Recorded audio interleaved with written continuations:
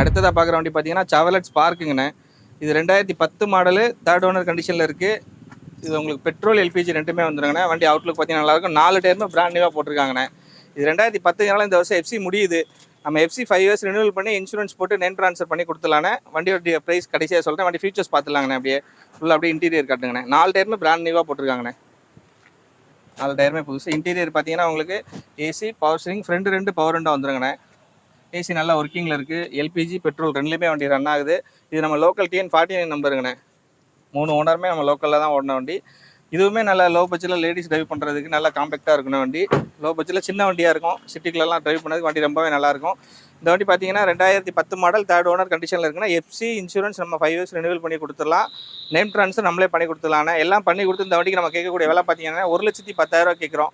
அதில் ஏதாவது சின்ன டிஃப்ரென்ஸில் பண்ணி கொடுக்கலாம். ஏன்னா பேப்பர் ரினியூவல் பண்ணுறது அதுக்கே 10,000 செலவாயிரும். நம்ம அதனால் பெரிய டிஃப்ரென்ஸில் பண்ண முடியாது. ஒரு சின்ன டிஃப்ரென்ஸில் பண்ணி கொடுத்துலாம். நேராக வந்து வண்டி பாருங்கள். எல்பிஜி பெட்ரோல் ரெண்டுலேயுமே வண்டி ஓடுது.